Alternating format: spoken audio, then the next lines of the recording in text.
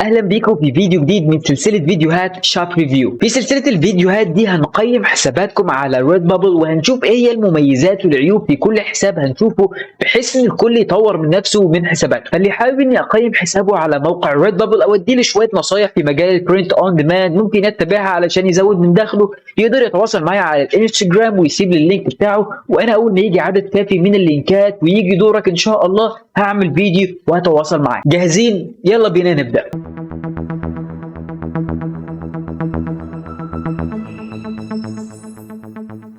السلام عليكم ورحمة الله. أنا اسمي إبراهيم ظاهر. لو دي أول مرة ليك هنا في القناة، فأنا بعمل فيديوهات وكورسات عن الأونلاين بيزنس وإزاي تعمل الفلوس على الإنترنت، وبالأخص في مجال البرنت أون ديماند أو الطباعة عند الطلب. فلو أنت مهتم بالمجال ده وعايز تعرف كل جديد عن مجال الطباعة عند الطلب، ما تنساش تعمل لايك على الفيديو، تشترك في القناة وتفعل الجرس علشان يوصلك كل جديد. قبل ما ابدا الفيديو حابب افكركم ان التقييمات اللي هقولها النهارده هي تقييمات من رايي الشخصي وبحكم خبرتي في المجال، وبعيده كل البعد عن اهانه شغل حد او التقليل من حساب حد، والغرض الاساسي والوحيد منها وهو مساعده الناس فقط لا غير. وبنعمل التقييمات دي في فيديوهات بحيث ان الكل ياخد باله من الاخطاء ويتجنبها، والكل ياخد باله من الايجابيات فيطبقها على حسابه. اول ستور معانا النهارده وهو بيست ديزاين تي. اخونا اشترك في ريد بابل في 2021 يناير 2021، يعني بقى له اقل من سنه مشترك على ريد بابل، عامل 724 تصميم، يعني مركز بشكل كبير جدا جدا على العمل على موقع ريد بابل. بس بالنسبه للبانر واللوجو بتاعك يا اخي الكريم، فانا افضل ان انت تحاول ان انت تعمل حاجه شكلها احسن تليق مع ستايل التصاميم بتاعك او مع الافكار اللي انت بتطبقها في الستور بتاعك وعلى التصاميم بتاعتك، لان في بعض المشاكل اللي موجوده هنا. يعني مثلا الخلفيه عباره عن الوان كتيره في بعضها. طبعا انا ما بحبش يبقى في الوان كتير قوي في البانرات وكده، يا ريت يبقى في حدود الثلاث الوان، اربع الوان بالكتير قوي، اربع الوان علشان ما تشتتش الانتباه اللي بيبص. بالنسبه بقى للمنتجات اللي محطوطه، مثلا المج ده مش موجود على الريد بابل، نوع المجات ده مش موجود على الريد بابل، ولا المجات ديت. هم بيبقى عندهم مج سيراميك لون واحد، وبيكون تقدر بقى تحط عليه التصميم بتاعك. بالنسبه لبقيه التصاميم المخدات دي برضو مش موجوده، اللي هي الطوليه، المخدات اللي عندهم مخدات مربعه او اللي هي الفيل بتاعتهم. ففي بعض الحاجات اللي انت المفروض تعدلها وتضيق اللوجو بتاعك على البانر بتاعك علشان ما يشتتش انتباه اللي داخل ويخلي شكل الستور بتاعك حلو. بالنسبه للكولكشن بتاعتك، ففي بعض الحاجات الخاطئه اللي انت لازم تاخد بالك منها. مبدئيا وورلد ديزيز داي، يعني اليوم العالمي للامراض او المرض. طبعا انا دخلت ما فهمتش الكوليكشن، يعني العنوان الكوليكشن حاجه واللي موجود جوه الكوليكشن حاجه ثانيه، فطبعا يا ريت تيجي تعدل اسمها يا اخي الكريم. بالنسبه لبقيه الكوليكشنز، تانل تو تاورز دي برضو انا مش عارف معناها ايه. كوفي اند بوكس اند ريدنج، طبعا يعني لو انت عايز تكتب اكتر من حاجه او اكتر من اختيار في الكوليكشن تكتب كوفي بوكس اند ريدنج، كان يبقى شكلها احسن، وتشيل كلمه اند من هنا. مثلا بقيه التصاميم بتاعتك يا اخي الكريم، من الواضح ان انت بتعمل اكتر من تصميم، يعني تقريبا 11 12 تصميم على نفس النيش. بس نصيحتي يا اخي الكريم، لو انت هتعمل كده حاول ان انت تغير العناصر اللي انت بتستعملها في التصاميم دي علشان ما تحرقش العنصر على التصميم بتاعك. بالنسبه بقى لبقيه التصاميم بتاعتك، فيعني من الواضح ان انت بتشوف الفيديوهات بتاعت الترندنج نيشز والايفر جرين نيش اللي انا بعملها، وده شيء كويس، بس حاول ان انت زي ما قلت لك ما تستعملش نفس العنصر اكتر من مره. بالنسبه لبقيه التصاميم، عندك هنا خطا مهم جدا، كلمه كوبي، اللي وانت بتنسخ السيتنج او وانت بتنسخ من البورتفوليو بتاعك السيتنجز بتاعت التصاميم الثانيه، شيل كلمه كوبي من بدايه التصاميم اللي انت نسختها علشان شكل التصميم يبقى حلو والناس ما تفتكرش ان دي داخله جوه النيش، وبالتالي تقلل فرصك في المبيعات. لو جينا بصينا على واحد من التصاميم بتاعتك بقى يا اخي الكريم، عندك تصميم زي دوت جاست جيرل هو لاف مانيتيز، العنوان ما فيش فيه اي مشاكل، حاجه شكلها كويس. بالنسبه بقى للتصميم يا اخي الكريم، فهنا انا شايف ان انت عندك مشكله تقريبا في ازاله الخلفيه من التصميم. يا مثلا انت مش بتصمم على الفوتوشوب، او مش بتصمم او مثلا جبت التصميم ده من مكان وحاولت تشيل الخلفيه. المهم في اثر للخلفيه موجود هنا حوالين التصميم بالمنظر اللي انت شايفه قدامك ده طبعا بيخلي شكل التصميم وحش، ده اول حاجه. تاني حاجه بيأثر في الطباعه، وتالت حاجه بيقلل المبيعات. لو حد جه دخل على التصميم وفتح كده بالمنظر، شاف المنظر اللي هو موجود ده، الالوان البيضاء او اللون اللي حوالين البينك، هيخلي شكل التصميم وحش وغير مرغوب فيه. حتى لو التصميم كان حلو وشكله كويس وانت ابدعت فيه، ناس هتقلق ان ده يبقى هيخلي شكل التصميم وحش بعد ما يطبع، فبالتالي هتقلل فرصك في البيع. حاول تحل المشكله دي يا اخي الكريم. لو انت شغال على برنامج مثلا على الكمبيوتر، حاول انت تشيل الخلفيه بشكل احسن من كده، لان ده هياثر عليك فيما بعد. عندك بعد كده بقى لو جينا بصينا على الديسكريبشن، are you or do you know a woman and do you really love manatees؟ طبعا ديت الجمله خاطئه، ان انت تكون الجمله بالمنظر دوت جمله خاطئه. مبدئيا مالكش دعوه باللي هم يعرفوه، يعني ما تقولهمش do you know someone who، لا مالكش دعوه بالكلام ده. do you love manatees على طول، السؤال دايركت، سؤال موجه لواحد او لواحده. do you love manatees؟ لو هو مثلا اللي قاعد بيشوف التصميم دوت يعرف حد بيلف، ده فلان، هو هيقول، مش محتاج ان انت تفكره يعني. grab this cute manatee design and show your love to these unique animals. It is a great gift for yourself, a friend or a family member. طبعا التصميم الوصف كده محتاج يتعدل بشكل كبير. حاول ان انت ترجع يا اخي الكريم وتشوف الحلقه اللي انا عملتها عن كيفيه كتابه عنوان ووصف باحترافيه. ارجع اتفرج عليه وصدقني هتستفيد جدا. ولو عندك اي سؤال في الحلقه ديت يا ريت تسالني عندك على الانستجرام، وانا ان شاء الله هجاوبك. بس حاول ان انت تعدل من الوصف ده، لان الوصف دوت سيء للغايه. بالنسبه بقى للتاج يا اخي الكريم، just a girl who loved manatees. مانتي فور وومن، طبعا انت مكرر كلمه مانتي كتير جدا هنا. وبعد كده اس اي او كاو، دي انا مش عارف دي معناها ايه. كيوت مانتي فور وومن، ماشي. كاو جيرل، طبعا دي حاجه تانية خالص غير اللي مكتوب، غير الديزاين يعني او النيش بتاعك. اوشن، ماشي. بص، مبدئيا كده انت مكرر كلمه مانتي كتير جدا، وكان مكتوبها مره واحده بس علشان الموقع ما يعتبرهاش سبام. ده اول حاجه. تاني حاجه، انت عامل جمل طويله وجمل انا مالهاش علاقه بالنيش، يعني مثلا اس اي او كاو، انا مش عارف دي ايه. كاو جيرل، طبعا دي مالهاش علاقه بالنيش. مثلا سيف ذا مانتي، برضه دي مالهاش علاقه بالنيش. كان ممكن تكتب مثلا اوشن كريتشر، مثلا ووتر كريتشرز. كان ممكن تكتب حاجات كتير جدا جدا لها علاقه بالمانيتيز، وتبقى انت نوعت، غير ان انت تقعد تكتب مانيتي مانيتي مانيتي بكل كلمه. انا عملت حلقه عن التاجز، فيا ريت ترجع تتفرج عليها وتشوف اللي انا كنت بعمل التاج سيستم بتاعي ازاي علشان تستفيد وتعمل تاجز احسن من كده. الستور الثاني معانا النهارده وهو ستور اليازار شوب. طبعا اخونا من كازابلانكا موروكو، عنده 726 تصميم، والصراحه البانر واللوجو شكلهم رائع جدا. سيمبل، حاجه بسيطه جدا ما فيهاش اي حاجه، لا بتتكلم على انواع التصاميم ولا بتتكلم على اي حاجه، بس اسم الستور مع شويه اورنمنتس او زينه كده في الجنب بالمنظر دوت، واسماء السوشيال ميديا بتاعته، وخلاص على كده.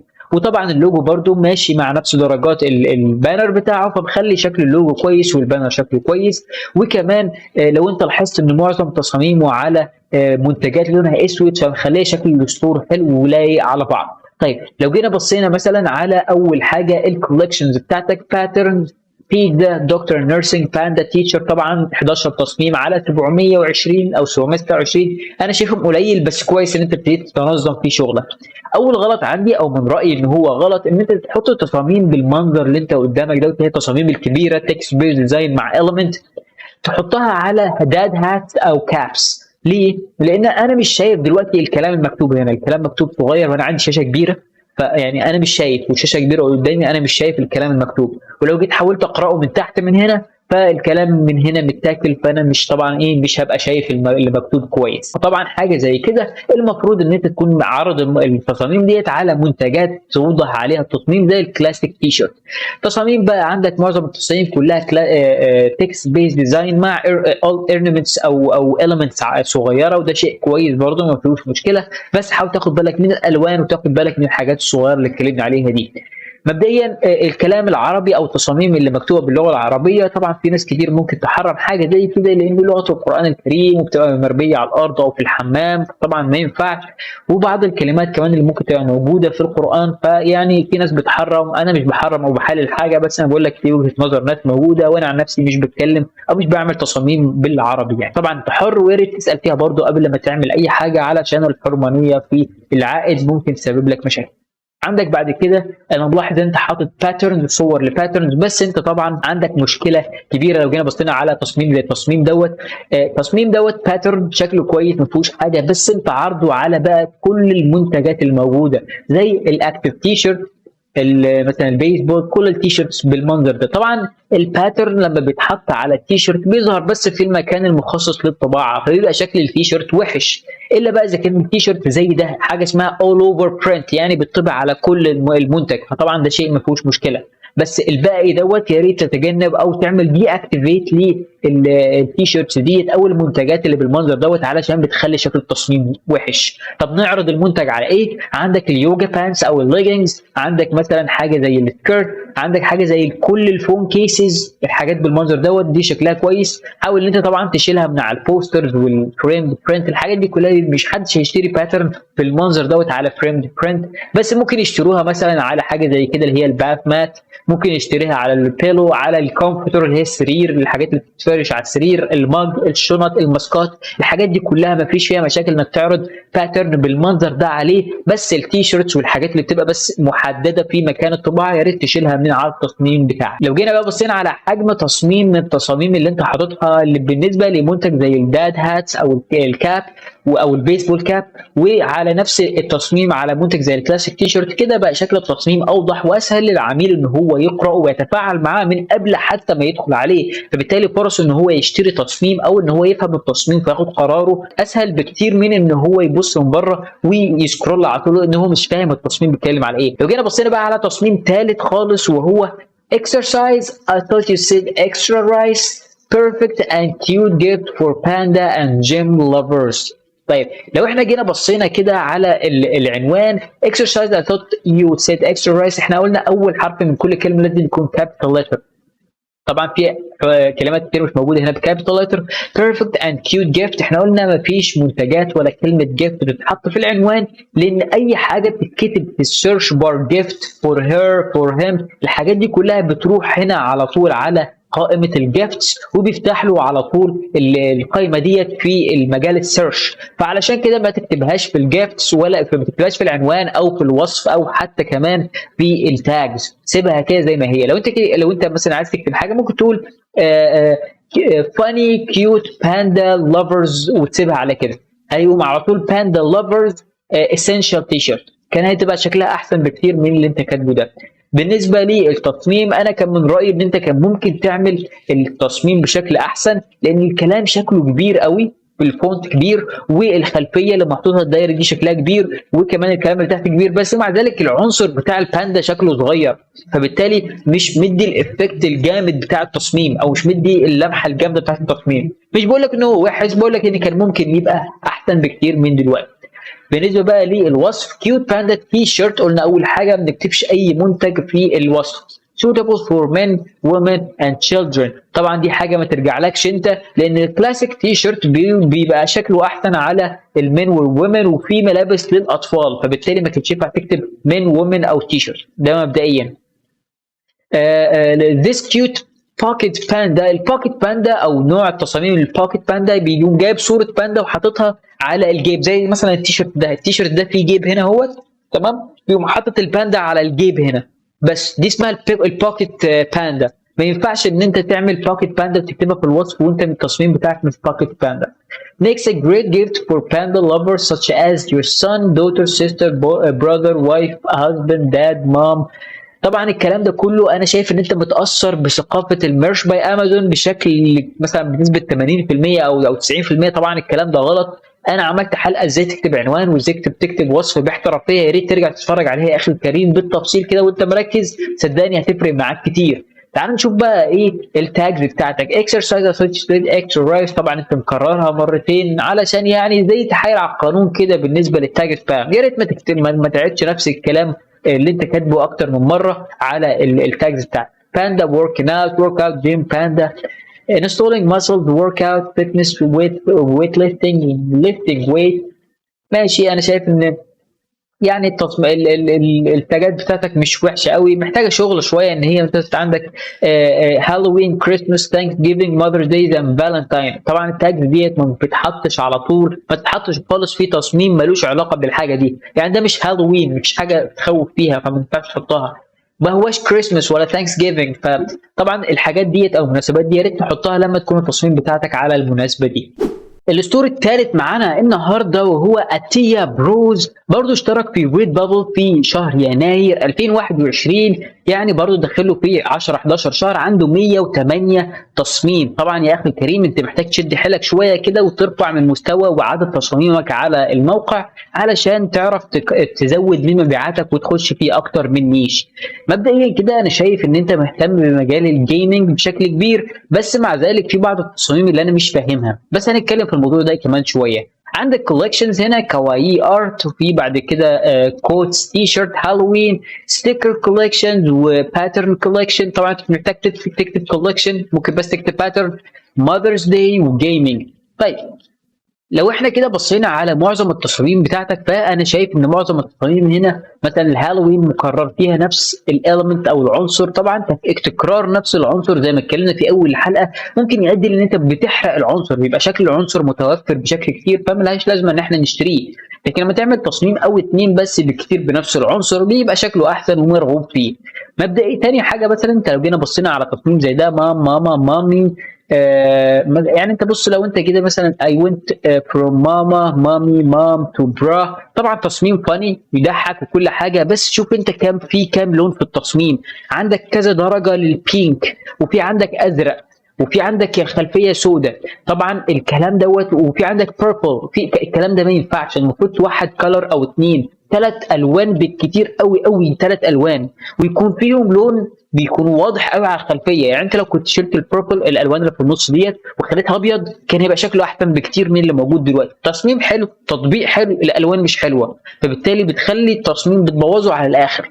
فحاول تاخد بالك من الالوان بشكل كبير يا اخي الكريم علشان ما تضيعش وقتك ومجهودك على مثلا انت تعمل تصميم شكله حلو وفي الاخر الالوان هي اللي تبوظ التصميم بتاعك. لو احنا جينا بصينا على تصميم من التصاميم بتاعتك هنا واللي انا صراحه مش فاهمه، دوج داد جيمر باي نايت. طبعا انا مش فاهم التصميم تمام، بس معظم النيش اللي بيبقى موجوده باي نايت دوت هو بيبقى مثلا ايه، مثلا داد باي داي جيمر باي نايت. ده لو انت قصدك النيش كده فالمفروض تعدله، ما ينفعش تكتبه بالمنظر ده.